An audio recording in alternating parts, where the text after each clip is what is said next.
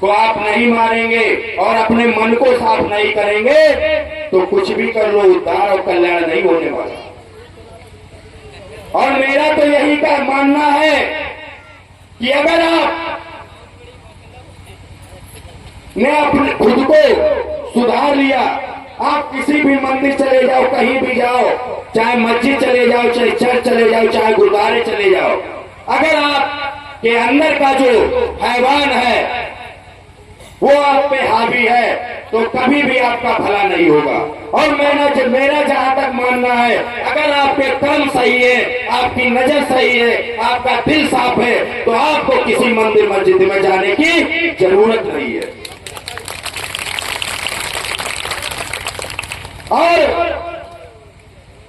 आज आपने देखा होगा, अभी हम लोगों ने थाना टड़ियावा का घेराव किया था, जब हमारे लोगों पे फर्जी मुकदमा लगाया गया और हर एक चीज का उनसे जवाब मांगा गया, तो उनकी बोलती बंद हो गई थी जो वहां के प्रशासन के अधिकारी थे। क्यों? ये सिर्फ और सिर्फ ताकत जो मिली है हमें संविधान की बदौलत मिली है। और जो लोग सोचते हैं कि संविधान खत्म कर देंगे, तो उनके लिए दो पंक्तियां बोलना चाहूंगा कि मुट्ठी भर लोग ज्योतिबा फुले बाबा साहब पेरियार लाल यादव के विचारों को मिटाना चाहते हैं। अरे मुट्ठी भर लोग ज्योतिबा फुले बाबा साहब पेरियार लाल यादव के विचारों को मिटाना चाहते हैं, और नादान है वो चूतिए जो संविधान को मिटाना चाहते हैं।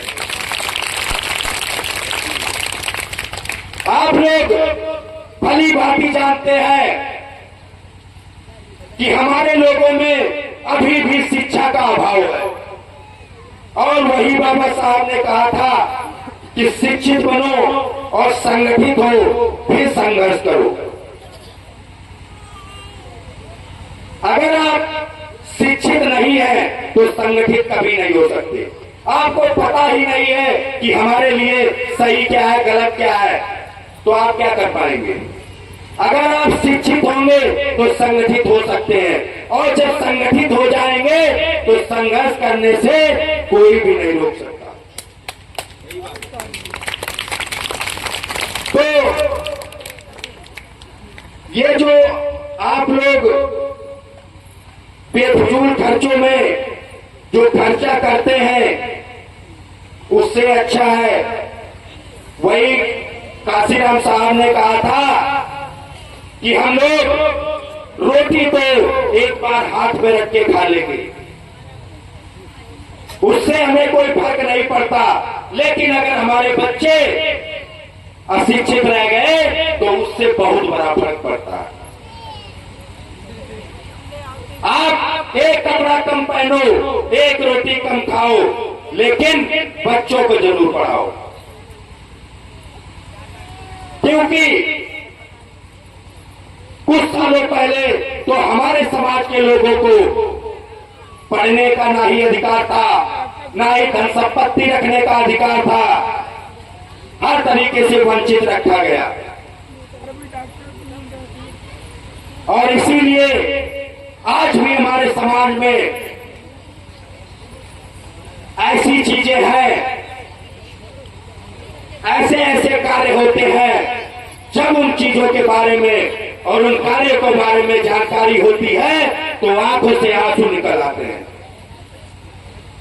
आज भी हमारे लोगों को कभी जाति के नाम पर, कभी उनके सर पे पेशाब करके, और न जाने किन किन तरीकों से हमारे समाज के लोगों को प्रताड़ित किया जा रहा है।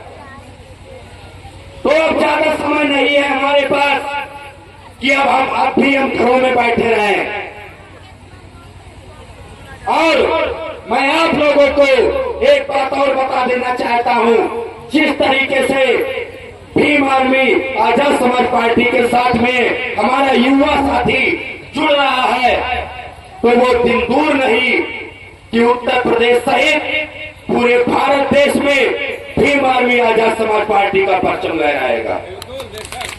क्योंकि युवाओं की बात आई तो दो पंक्तियां बोलना चाहूंगा कि घनघोर संघर्षों के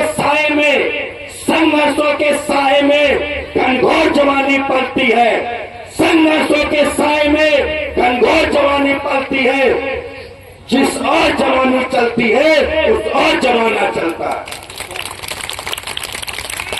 तो खासतौर से हमारे युवा साथियों का जो योगदान और कंधे से कंधा और पैर से पैर, कदम से कदम मिलाने का जो काम कर रहे हैं हमारे युवा साथी, तो वो दिन दूर नहीं कि हरदोई की सत्ता को पलटने का काम भीम आर्मी आजाद समाज पार्टी के लोग करेंगे।